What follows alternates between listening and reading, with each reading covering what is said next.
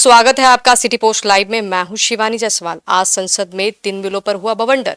विपक्ष ने फाड़े पेपर। नीतीश कुमार चंद्रबाबू नायडू को डराने के लिए किया गया ये सब। और इस पूरे मामले पे चर्चा करने के लिए हमारे साथ मौजूद है सिटी पोस्ट लाइव के chief editor Shrikant Pratyush. Sir, क्या है ये पूरा मामला? देखिए, मामला तो बहुत गंभीर है। सरकार ने प्रधानमंत्री, मुख्यमंत्री को गिरफ्तार होने पर पद से हटाने के लिए 3 बिल संसद में पेश किए। अमित शाह ने बिलों का विरोध करने वाले विपक्षी सांसदों को कहा कि यह बिल जल्दबाजी में नहीं लाया गया है। कांग्रेस ने कहा कि ये विधेयक विपक्षी दलों को निशाना बनाने के लिए लाया गया। सर, यहाँ पे सवाल ये उठता है कि क्या ये बिल सरकार जो है विपक्षी दल के नेता को टारगेट करने के लिए लाई है? अब देखिए, अब तो विपक्ष तो यही कह रहा है कि विपक्ष के नेताओं को टारगेट करने के लिए, डराने के लिए इस बिल को लाया गया है। और सरकार ने गंभीर आपराधिक मामलों में गिरफ्तार हिरासत में लिए जाने पर प्रधानमंत्री, केंद्रीय मंत्री और केंद्र शासित प्रदेश के मुख्यमंत्री या मंत्री को पद से हटाने का प्रावधान करने के लिए बुधवार को संसद में 3 बिल पेश किए हैं। लोकसभा में गृह मंत्री अमित शाह ने इन बिलों को पेश किया। इस दौरान जोरदार हंगामा देखने को मिला। विपक्ष ने इस बिल का विरोध भी किया और इसकी कॉपी फाड़कर सदन में उछाला। तो अमित शाह ने केंद्र शासित प्रदेश सरकार संशोधन विधेयक 2025, संविधान 130वां संशोधन विधेयक 2025 और जम्मू कश्मीर पुनर्गठन संशोधन विधेयक 2025 बिल को लोकसभा के पटल पर रखा था। और जैसे ही पटल पर रखा, विपक्षी सांसदों ने इसका विरोध किया और कांग्रेस सांसद मनीष तिवारी और ओवैसी ने इसे संविधान विरोधी बताते हुए गृह मंत्री पर जमकर निशाना साधा और कहा कि अमित शाह ने सफाई दी कि जल्दबाजी में बिल नहीं लाया जा रहा है, बल्कि पक्ष विपक्ष के सांसदों के समिति इस पर विचार करेगी। विचार करने के बाद इसमें कोई संशोधन का जरूरी हुआ तो करेंगे हम। तो अमित शाह ने विपक्ष पर निशाना साधा है और उन्होंने हंगामे के बीच अपनी सीट पर खड़े होकर कहा कि आप मेरी बात सुनिए। मुझ पर जब आरोप लगा था उस दौरान मैंने गिरफ्तार होने से पहले नैतिकता के आधार पर अपने पद से इस्तीफा दे दिया था और जब तक मैं कोर्ट से निर्दोष नहीं साबित हुआ तब तक मैंने संवैधानिक पद कभी नहीं संभाला। तो अमित शाह का कहना था कि भाई, नैतिकता के आधार पर नेता आजकल इस्तीफा देते नहीं हैं। अब तो मुख्यमंत्री जेल जाते हैं तो जेल से ही राजपाट करते हैं। जैसे कई उदाहरण आ चुके हैं, केजरीवाल का, हेमंत सोरेन का। तो उन्होंने कहा कि भ्रष्ट नेताओं को शासन में या सत्ता में बने रहने से रोकने के लिए विधेयक लाया गया है। ये आरोप गलत है कि विपक्ष को निशाना बनाने के लिए लाया गया है। सर, ये सवाल उठता है कि मनीष तिवारी जो है, उनका आरोप ये है कि संविधान का जो बेसिक स्ट्रक्चर है वो उसके खिलाफ है और इस तरीके से विपक्ष को इस तरीके से बिल लाना और विपक्ष को टारगेट करके जेल भेजने की तैयारी कर रही है। इसको अब देखिए, ये विधेयक ऐसा है कि सरकार, देखिए, कानून तो देश में बहुत बड़े बड़े कानून बने, कड़े कड़े कानून बने भ्रष्टाचार पर लगाम लगाने के लिए, लेकिन कभी भ्रष्टाचार पर लगाम लगा? भ्रष्टाचार तो आज भी है। तो भ्रष्टाचार पर तब तक लगाम नहीं लगेगा जब तक कि भ्रष्टाचार से लड़ने के लिए बनाए गए कानून के पालन की जिम्मेवारी ईमानदार हाथों में नहीं होगी। अगर मान लीजिए कि भ्रष्टाचार से लड़ने के लिए जो कानून बनाया गया है उसके पालन करवाने की जिम्मेवारी किसी बेईमान के हाथ में दे दीजिए, तो क्या करेगा? उसी कानून का इस्तेमाल करके ईमानदार लोगों को फंसाएगा और अपने को बड़ा ईमानदार साबित करने की कोशिश करेगा। तो कानून तो कड़े से कड़े कानून बनते रहे हैं, लेकिन न तो भ्रष्टाचार पर कभी लगाम लगा और न अपराध पर लगाम लगा। लेकिन इसका मतलब ये नहीं है कि कानून ही नहीं बनेगा। कानून तो बनना ही चाहिए। अगर कोई नेता, मंत्री, मुख्यमंत्री गिरफ्तार हो सकता है तो उसके पहले तो उसको इस्तीफा दे देना चाहिए। लेकिन आज कौन मुख्यमंत्री गिरफ्तारी से पहले इस्तीफा देता है? नैतिकता के आधार पर कोई कुर्सी नहीं छोड़ना चाहता। अरविंद केजरीवाल तो गिरफ्तार हुए तब भी जेल से मुख्यमंत्री बने रहे।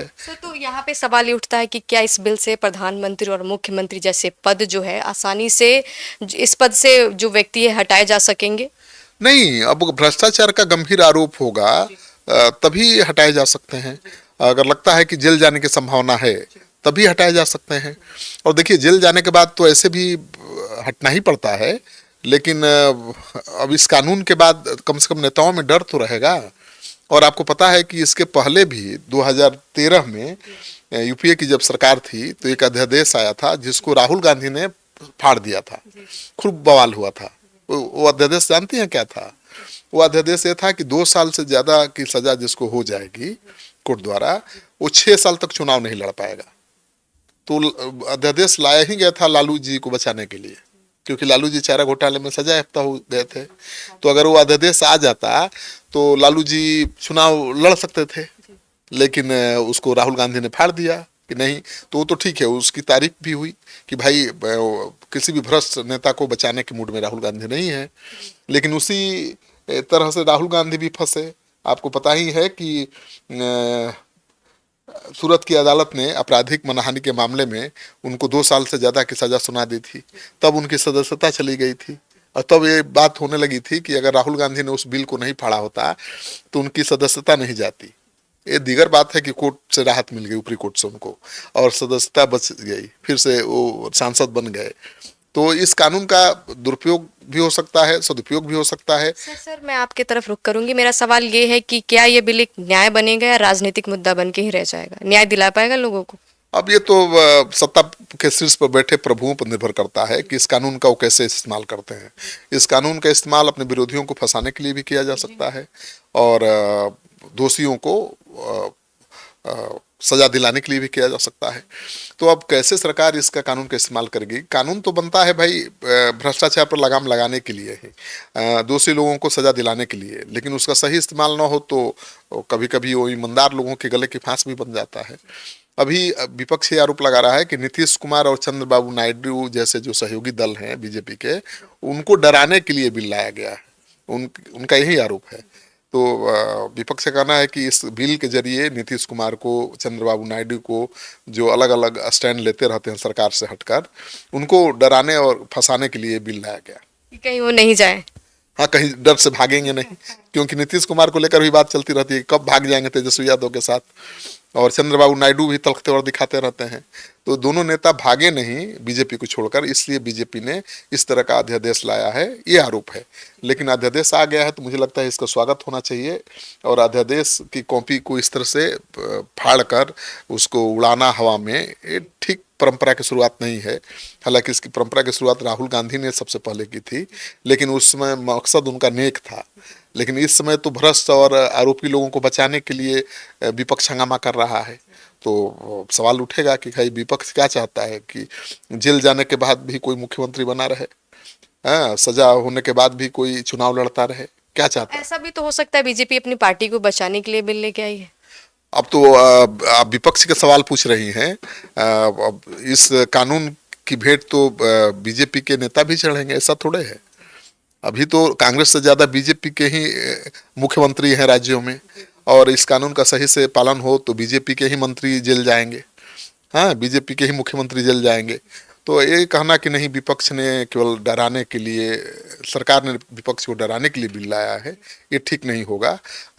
इसके पीछे जो नेक नियति है उस पर भी गंभीरता से विचार करना होगा।